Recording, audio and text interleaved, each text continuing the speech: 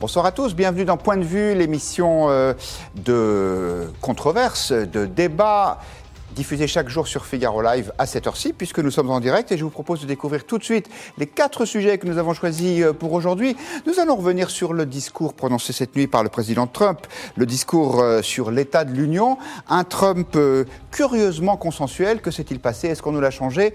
On va se poser la question et puis nous allons revenir sur la décision annoncée il y a quelques minutes par le Conseil supérieur de l'audiovisuel, décision de démettre le président de Radio France, Mathieu Gallet, suite à une condamnation en première instance pour des mesures de gestion prises dans un de ses postes précédents. Nous parlerons du Conseil économique, social et environnemental, le CESE, que Emmanuel Macron a l'intention de réduire assez drastiquement en divisant par 2 le nombre de ses membres.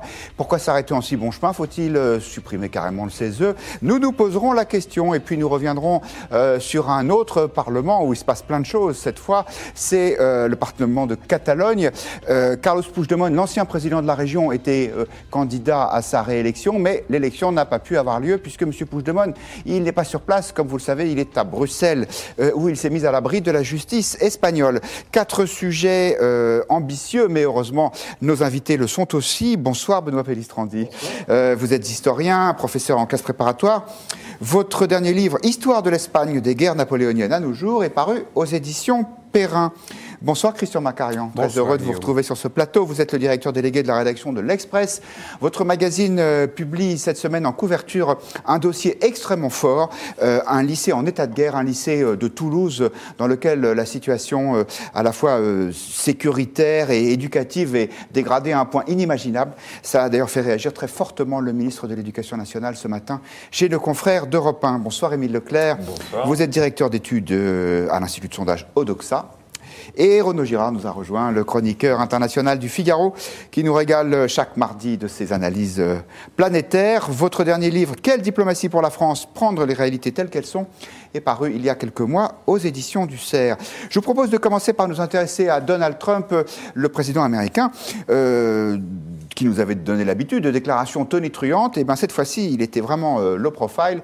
C'était cette nuit, il faisait le discours traditionnel annuel sur l'état de l'Union, et voilà ce que ça donnait. Tonight, I call upon all of us to set aside our differences, to seek out common ground, and to summon the unity we need to deliver for the people. This is really the key. These are the people we were elected to serve. Bon, Christian Macarian, c'est quoi cette langue de bois là? On nous l'a changé, Trump? C'est un prêche de bonne aloi après l'année tonitruante qu'il a accomplie et qui a pour but de rappeler, de recentrer un petit peu son action après tant de dérapages, tant de contradictions, tant de conseillers dont il s'est séparé, tant de polémiques, tant de phrases à l'emporte-pièce, tant d'erreurs stratégiques aussi. C'est une manière de redevenir consensuel, un petit peu le père de la nation. Je dirais que c'est un exercice tout à fait traditionnel et que moi je m'attendais personnellement pas du tout à autre chose. J'imaginais absolument pas qu'il allait faire un discours. C'est un discours à la nation, hein, pas à son électorat. Donc s'il veut à la fois rassembler, corriger un petit peu son image et ne pas trop s'engager pour les mois qui viennent, il faut dire exactement ce qu'il a dit, c'est-à-dire quelque chose qui appelle, encore une fois, à l'unité, à la fraternité, à la paix universelle et à l'entente. Pas à l'égalité quand même. Pas à l'égalité, non. Oui. Non. Renaud Girard, on nous l'a changé. Donald Trump, vous avez été surpris, vous, par la tonalité de ce discours? Non, je n'ai pas été surpris parce qu'il avait déjà fait un discours assez modéré, assez structuré, il faut le reconnaître, aux formes de Davos, donc vendredi dernier. On en a parlé ici même la semaine dernière. Tout à fait. Et donc, il a défendu une position assez claire et assez intéressante, en fait, sur le commerce international. Et c'est vrai qu'on a eu un peu tendance à sous-estimer Donald Trump parce qu'effectivement, la forme laissait beaucoup à désirer. Et on a cru donc qu'il n'y avait pas de fond. Ben, si, il y a quand même du fond chez Donald Trump, et il sait parfois mettre les pieds dans le plat là où il faut. Et par exemple, il a très clairement, sans prononcer le mot Chine, mais tout le monde a compris que c'était la Chine qui était accusée, dit qu'il ne tolérerait plus les pratiques commerciales chinoises, qui sont lesquelles? Un pillage technologique qui n'a jamais arrêté et qui continue, et dont nous... Mais ça, c'était à Davos la semaine dernière ou C'était vendredi à nuit? Davos. C'était vendredi à Davos. Voilà. Il a été assez consensuel parce qu'il a dit, bon, je suis pour l'Amérique en premier, mais ça ne veut pas dire que l'Amérique est seule dans le monde, donc je suis là pour vous parler, a-t-il dit à Davos. Donc, premièrement, il a dit que la Chine pillait technologiquement les autres pays, il a tout à fait raison. Il a dit d'autre part qu'elle pratiquait un dumping social, un dumping commercial évident, et troisièmement, qu'elle avait des politiques d'État de subventions massives dans certains secteurs, comme les panneaux solaires ou d'autres, pour prendre justement une suprématie sur les marchés mondiaux et que ça, y résisterait. Alors, c'était assez frappant, surtout que nous vivons dans des pays, c'est-à-dire en Union européenne, qui n'a absolument pas su se défendre cette face position aux pratiques par rapport aux États-Unis. Les Chinois violent l'OMC tous les jours, dont ils sont membres, et c'est le premier qui le dit comme ça et qui dit qu'il va mettre un coup d'arrêt à ça. C'est assez salutaire, comme quand il a dit qu'il ne pouvait plus continuer à financer, à aider financièrement le Pakistan, parce que le Pakistan jouait un double jeu, à la fois se dire l'ami des Américains et à la fois donner un sanctuaire aux talibans. Personne ne l'avait dit comme ça. Lui, il l'a dit, et c'est vrai. Je connais bien le Pakistan, c'est vrai. Voilà. Je reviens au discours de cette nuit, Benoît Pellistrandi. Est-ce qu'il est crédible en rassembleur? Écoutez ce que nous dit Fatima, qui réagit sur Internet. Comment pourrait-on qualifier de rassembleur un président qui a pour projet de construire un gigantesque mur, qui a récemment insulté les pays africains et qui fait preuve de machisme, tandis que Martine nous dit non, il n'est pas crédible, c'est une personne qui même pourrait provoquer des guerres. Alors qu'est-ce que c'était que ce discours de cette nuit, à votre avis? Mais on commet une erreur si on le regarde avec la culture politique européenne ou française. Il faut le lire dans le cadre de la culture politique américaine. Et le discours sur l'état de l'Union est un passage obligé, c'est aussi celui qui vraiment donne définitivement le statut de président. Et le discours de cette nuit était du coup important pour Donald Trump. Et ce qu'il faut bien comprendre, c'est que s'il y a des oppositions extrêmement fortes, parce que la société américaine est extrêmement divisée, extrêmement clivée, et que Trump suscite des passions, il est quand même le patron de la Maison-Blanche. Il a un Parlement où les Républicains ont la majorité. Il a obtenu une victoire considérable sur les baisses d'impôts. Donc, progressivement, il est en train de modifier le paysage. Il a plus besoin d'être provocateur, du coup, vous croyez? S'il le sera, parce qu'il ne va pas changer sa personnalité. Et là, c'était un discours, donc ce n'était pas des tweets. Donc, forcément, ça a été un peu écrit. Moi, j'ai été, comme Renaud Girard, très frappé par la relativement bonne qualité de son discours de Davos. Il était effectivement structuré. Il n'y avait pas beaucoup d'idées, mais les quelques idées qui étaient là étaient parfaitement claires, articulées, et sur lesquelles, d'ailleurs, l'Union européenne pouvait se retrouver. Quand on dit qu'il a insulté l'Afrique, il n'a pas une insulte, c'est public. C'est « j'insulte », comme ça, M. Macarian dans le studio. Voilà, ça, c'est une insulte. Voilà. Mais je ne laisserai pas faire, Renaud, je tiens à le dire. En l'occurrence, dans une réunion interne, et donc couverte par le secret professionnel à la Maison-Blanche, où les Américains mettent les pieds sur la table et discutent, il y avait des sénateurs qui étaient invités, dont des sénateurs démocrates, évidemment.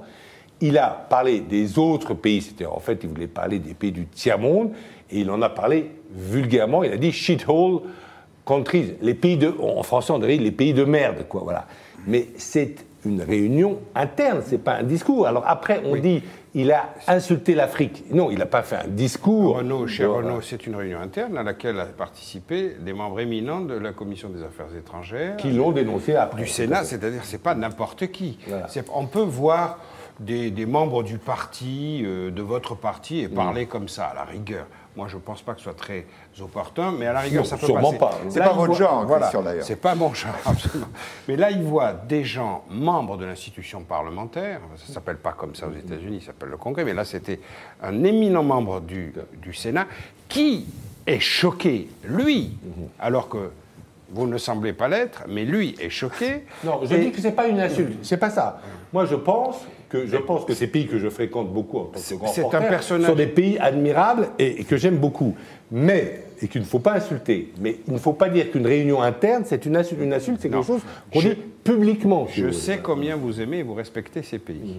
La forme la plus élevée du respect étant de les connaître. Tout à fait. Et de ce point de vue-là, je m'incline devant votre connaissance. Néanmoins, un personnage officiel sort de la réunion à la Maison-Blanche et déclare et rend public, personne d'autre ne l'a fait, ce ne sont pas les journalistes qui ont révélé cette affaire, c'est un éminent parlementaire choqué, un éminent parlementaire républicain du camp de M. Trump, qui est choqué par des propos qui qualifient certains pays, Haïti et d'autres africains, de pays, effectivement, shitholes countries, pays de trou du cul ou pays de merde, comme on a traduit couramment. À mon avis, ce n'est pas la bonne traduction d'ailleurs, pays de merde. Mais peu importe, on ne va pas entrer dans ces détails-là. En tout cas, il l'a dit. Il l'a dit. Alors, le discours sur l'état de l'Union a, à mon avis, quand même, M. Pellistrandi a raison, pour but de rassembler et d'instaurer, plutôt d'installer la présidence dans tous ses pouvoirs, mais il a aussi un but très politicien, c'est de balayer toute cette boue qui s'est installée depuis une année et de nettoyer ce genre de phrases, shithole countries, ou bien d'autres. Et en ayant cette attitude un petit peu religieuse, en tout cas morale, M. Trump a procédé, de mon point de vue, à une correction d'image. Je dirais que, observons, s'il le fait pendant 6 mois durant, il est capable, et ça je le crois, de donner un deuxième tour à sa présidence qui serait beaucoup plus soft, beaucoup plus élégant, si j'ose dire. Élégant, il aura du mal, mais en tout cas, il aura beaucoup de mal, en tout cas plus modéré. Alors, on va savoir rapidement si ce discours était un one-shot ou bien si c'est un tournant. Je vous donne des réactions de nos internautes. Le fidèle droitiste qui dit Donald Trump est un histrion dangereux. Hugo qui n'est pas d'accord, qui nous dit non, Trump est un rassembleur car ça va être le leader du vieux monde occidental attaqué par des puissances qui ne respectent pas le jeu du libre-échange. Allusion probablement au discours de Davos. Et Valentin qui pose la question, avec ce discours, cherche-t-il à rassembler en prévision des élections de mi-mandat en novembre? Oui, tout à fait. Parce qu'il veut garder, il a quand même la majorité au Sénat et à la Chambre des représentants. C'est cette majorité qui lui a permis de faire cette réforme considérable de la fiscalité dont a parlé M. Pellistrandi, et qu'il veut garder. Et il faut quand même voir que Trump, qui a décidé de se présenter à la présidence des États-Unis après avoir été humilié publiquement dans un dîner par Obama à la Maison-Blanche en 2011, il veut faire aussi bien qu'Obama. C'est-à-dire qu'il veut faire ses 2 mandats. Moi, je pense que Trump, il va se représenter. Et je ne suis pas sûr que les démocrates aient trouvé aujourd'hui quelqu'un pour le challenger, pour le défier. Et d'ailleurs, le Kennedy, alors il s'appelle Kennedy, c'est le petit-fils de Bob Kennedy, donc le petit-neveu du président Kennedy, qui a répondu en quelque sorte à ce discours de l'État d'Union, est apparu bien bland, comme on dit en anglais, bien falot. Ouais. Voilà, je vous propose de découvrir tout de suite la réponse à la question qui s'inscrit en banc-titre. Donald Trump est-il crédible en rassembleur? Car d'un point de vue, tout le monde donne son avis, surtout vous, chers internautes, hashtag point de vue, hashtag Figaro Live. Vous êtes 66% à considérer que non, Trump n'est pas crédible dans ce rôle du rassembleur. Émile Leclerc, il y a un paradoxe Trump dans l'opinion publique américaine. Il a un socle très solide d'électeurs républicains qui soutiennent, et en même temps, il est très largement rejeté par le reste du pays. C'est ça qu'il voudrait essayer de changer? Oui, probablement. Il s'est construit sur le clivage. De toute façon, Trump, depuis le départ, s'est construit sur un clivage, alors que ce soit le clivage peuple versus élite, blanc versus afro-américain. Donald Trump n'a fait que créer des clivages au sein de la société américaine. Ça a été sa stratégie politique pour le moment. Aujourd'hui, il est dans une certaine difficulté, puisque les sondages sont assez mauvais. Il est à peu près 40% d'opinion favorable. Donc ça sera probablement pas suffisant pour un deuxième mandat. Donc il est peut-être déjà dans cette optique-là. Et c'est peut-être son idée, c'est de se poser en rassembleur, de changer sa personnalité. Maintenant, on peut penser qu'il faudra un peu plus que 2 discours pour paraître comme un président rassembleur, là où il lui a fallu 1 an largement pour constituer une image de président qui a plutôt tendance à cliver, à casser la société américaine en plusieurs parties, plutôt qu'en président rassembleur. Donc, il y a encore beaucoup de travail, à mon sens, pour Donald Trump au sein de l'opinion américaine, avant d'être vraiment un président rassembleur qui représente l'ensemble des Américains. Je pense que si on pose la question aujourd'hui aux Américains, vous sentez-vous représenté par Donald Trump, on aura une large minorité de personnes qui nous diront évidemment que non. On revient en France pour commenter, si vous le voulez bien, cette décision que nous venons d'apprendre. Le Conseil supérieur de l'audiovisuel a décidé de démettre Mathieu Gallet de son mandat de président de Radio France. Le même Mathieu Gallet a été condamné il y a quelques jours à 1 an de sursis et à 20 000 € d'amende pour un délit de favoritisme dans un poste précédent. Il était à l'époque président de l'Institut national de l'audiovisuel. Gallet faisait appel et disait donc tant que la justice n'a pas définitivement rendu son verdict, je reste. Il doit partir, a estimé la ministre de la Culture, Françoise Nyssen, avant de dire la décision revient au CSA. Eh bien, le CSA, il a pris sa décision. Il a révoqué M. Gallet. C'est une bonne chose. Christian Macarian, si vous aviez été membre du CSA, vous auriez pris la même? Incontestablement, et je ne dirais ni que c'est une bonne chose, ni que c'est une mauvaise chose, mais dans cette démocratie, on a pris définitivement de mauvaises habitudes, c'est une chose normale, tout simplement normale. C'est normal, mais c'est pas bien pour autant? Non, c'est bien parce que c'est l'application stricte et du droit et des déclarations de beaucoup d'hommes politiques, en particulier du président de la République, qui avait fait ce genre de promesses pendant la campagne électorale. Il n'était d'ailleurs pas le seul, hein. Il ne faut pas l'accabler sur ce point. Donc c'est tout simplement normal. Si ça m'arrivait, ça serait normal aussi. Et ça ne préjuge en rien, ça c'est un deuxième sujet, de l'état de culpabilité ou de la profondeur de culpabilité de M. Gallet, puisque en tant que directeur, dès que vous exercez une responsabilité, vous signez un certain nombre de papiers et s'enclenchent des mécanismes de responsabilité dont vous n'êtes pas la principale causalité, mais qui vous engage et qui vous lie juridiquement. Donc on applique une règle qui, si elle était appliquée partout et depuis longtemps, ne laisserait pas apparaître ce qui s'est passé aujourd'hui comme un sujet de polémique. À mon avis, il n'y a pas de polémique à ce sujet. C'est normal que M. Gallet s'en aille. Alors qu'après, la ministre de la Culture ait été, à mon avis, certainement mandatée pour, ou en tout cas autorisée à faire la déclaration qu'elle a faite, c'est-à-dire M. Gallet doit partir. Elle a dit ça il y a quand même une dizaine de jours, à peu près, hein, de mémoire, qu'après, la politique s'empare de tout ça, c'est à la limite, là aussi, normal, c'est le rôle de la politique. Mais objectivement, au plan du fonctionnement des institutions, le départ de M. Gallet était inéluctable, il est normal, il ne doit pas être considéré ni comme dramatique, ni comme une sanction. Alors, Françoise Nyssen, à l'instant, vient de déclarer que l'exemplarité était une condition absolue pour les dirigeants des services publics, tandis que les avocats de Mathieu Gallet déplorent, eux, que la pression de l'État ait été plus forte que la présomption d'innocence. Benoît Prélistrandi, même question, si vous aviez été au CSA, est-ce que vous auriez voté la révocation de Mathieu Gallet? J'aurais eu les informations qui auraient permis d'émettre un vote, parce que je ne voudrais pas quand même...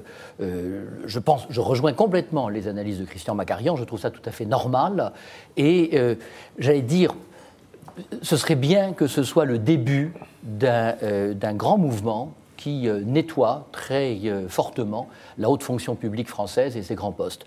Il est quand même frappant de voir que le poste qu'occupait auparavant Mathieu Gallet, le directeur de l'Institut national de l'audiovisuel, l'INA, celle qui lui a succédé, a eu elle-même des difficultés, Agnès Salle. Des notes de taxi. Des notes de taxi faramineuses, dont la famille profitait, etc. Elle a d'ailleurs démissionné avant d'être évoquée par le CSA. Mais elle a été ensuite sanctionnée juridiquement et de façon très lourde. Le ministère de la Culture, c'est devenu un clientélisme épouvantable, on le sait. Et je dois dire qu'il faudrait repartir depuis Jack Lang, jusqu'à aujourd'hui. Alors, Françoise Nyssen, je crois, est attachée justement à essayer de nettoyer ça, mais ça a toujours été du favoritisme. Et c'est vraiment très, très préoccupant. Alors, maintenant, il y a une condamnation judiciaire à l'encontre de Mathieu Gallet qui justifie la décision, mais je pense que c'est aussi un signal qui peut être envoyé à d'autres hauts fonctionnaires ou très grands commis de l'État, ceux qu'on appelait les très grands commis de l'État. Et j'imagine que c'est aussi... voilà, quelques-uns vont commencer à s'inquiéter pour savoir s'ils font bien leur travail. Oui. Après, il ne faut pas sous-estimer cette énorme difficulté qu'ont des très grands responsables de signer des papiers qui les engagent. Oui. Mais enfin, là, dans le cas de Mathieu Gallet, il y a quand même, semble-t-il... Oui, en l'occurrence, il s'était engagé personnellement pour le choix d'un fournisseur. Mais prenez un autre exemple, le chantier de la rénovation de la maison de la radio. Les coûts ont doublé. Et ce sont des coûts faramineux. Le chantier devait être fini en 2013, ça sera 2018, ça a pris 10 ans. Là, moi, je trouve que ça serait intéressant qu'on aille regarder de très près les comptes, parce qu'il m'est arrivé d'intervenir sur les ondes de Radio France, et je me suis laissé dire des choses sur des dérives qui sont tout à fait inexpliquées et inexplicables. Alors, la Maison de la Radio, effectivement, la célèbre Maison Ronde dans le 16e arrondissement de Paris. Approuvez-vous la décision concernant Mathieu Gallet? C'est la question qu'on vous pose. Et vous êtes 73% à répondre oui à cette question. Même tonalité dans les commentaires de nos internautes. Marie qui nous dit « C'est une bonne décision du CSA ». Et Jean qui nous dit « Nous ne voulons que des personnes exemplaires à tous les niveaux du service public. Assez de magouille et de favoritisme ». Renaud Girard, vous souscrivez à cet élan presque unanime, ou bien vous avez, comme ça vous arrive souvent, une opinion un peu différente de la majorité? Bon, d'abord, je ne veux pas, parce que là, nous sommes sur un plateau télévisuel, et je ne veux pas que les plateaux télévisuels et que les journaux se changent en juges. On a connu ça trop, et donc je ne vais sûrement pas, en tant que journaliste, si vous voulez, c'est pas mon rôle de jeter la pierre à M. Mathieu Gallet, que je ne connais pas. Simplement, M. Mathieu Gallet est passé par une école que j'ai faite moi-même, qui s'appelle l'École nationale d'administration, et on sait très bien, enfin, c'est pas une règle obscure, n'est-ce pas? On sait très bien qu'on ne peut pas, que pour un marché public, il y a un appel d'offres. C'est la base, si vous voulez, du droit administratif. Donc M. Gallet ne pouvait pas l'ignorer. Il se trouve que ces dépenses qu'il a faites sont des dépenses de communication. Il y a aussi, ce qu'on n'a pas dit dans tout ça, c'est une sorte d'inflation de la com, c'est-à-dire que même des directeurs de choses qui s'appellent l'INA, on a l'impression qu'au lieu de vouloir briller par la qualité de son travail et par les performances qu'avait l'INA, il avait recruté, c'était des contrats assez chers, des communicants pour le faire mousser lui, de manière peut-être à ce que d'un conseil des ministres le promeuve toujours plus haut. Et donc c'est ça un petit peu le problème. Je pense que voilà, donc je pense qu'effectivement là j'analyse, je vois pas comment le CSA aurait pu prendre une autre décision. Voilà, pour quelqu'un qui ne veut pas l'accabler, vous l'avez assaisonné autrement que M. Pellistrandi et moi-même. Donc vous savez quoi, je vous cède mon temps de parole. Vous traduisez beaucoup mieux ma pensée que moi-même. Qu'est-ce que ça aurait été si Renaud Girard avait voulu accabler Mathieu Gallet? Émile Leclerc, est-ce que l'opinion française partage le point de vue des internautes du Figaro, une demande d'exemplarité très, très forte? Alors probablement. Alors Mathieu Gallet n'est pas un ministre, n'est pas une personnalité politique. On sait que les Français sont intransigeants de manière générale avec les personnalités politiques dès lors qu'il est question de détournement de fonds, d'enrichissement personnel ou de questions de justice. Les Français c'est le sont favoritisme pour lequel il a été condamné. Le favoritisme en l'occurrence. Donc les Français sont intransigeants. Je pense que oui, les Français dans leur ensemble seraient d'accord avec les votants de votre sondage sur Twitter, tout simplement parce qu'aujourd'hui, on n'accepte plus, et ça rejoint un peu les déclarations de Françoise Nyssen, on n'accepte plus la moindre infraction. Il faut faire son travail correctement sans que... Oui. Voilà, c'est pas... Ce qui est la traduction du fait aussi que le système, et en particulier le système étatique, ne tolère plus le moindre manquement de 10 € au moindre citoyen de ce pays. Donc il y a aussi, c'est aussi ça, oui. Il y a aussi une transigence qui s'est installée. Il peut y avoir des privilèges parmi l'élite de la... Pourquoi est-ce que les hauts fonctionnaires ou les ministres seraient au-dessus des citoyens? Si vous allez dans les pays normaux, comme en Allemagne, en Suisse, dans les pays du Nord, etc., vous voyez, on voit souvent, vous êtes à Paris comme moi, on voit souvent des ministres comme ça qui se font ouvrir le chemin par des motards. Mais on se dit, mais attendez, d'abord, pourquoi... Ça serait peut-être bien que de temps en temps, ils prennent le métro, simplement pour voir comment le métro fonctionne, etc. Et pourquoi se font-ils ouvrir le chemin à coup de botte? Je veux dire, ça n'a aucune justification. S'il y a un problème d'encombrement à Paris, il faut le régler, il faut prendre des mesures. Mais dans aucune démocratie, ça se fait.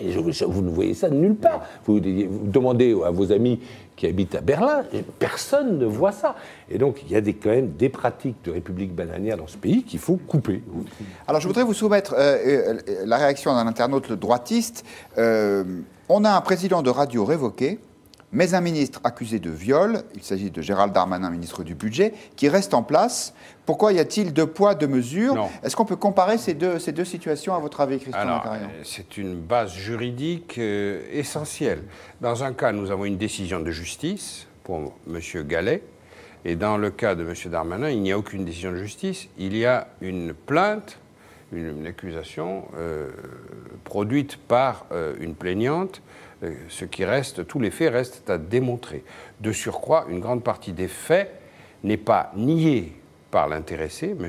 Darmanin, qui leur donne en revanche une toute autre destination et une toute autre qualification. Mais il ne nie pas les faits eux-mêmes, c'est-à-dire qu'il a pu passer un moment intime avec la personne qui se plaint d'avoir été violée.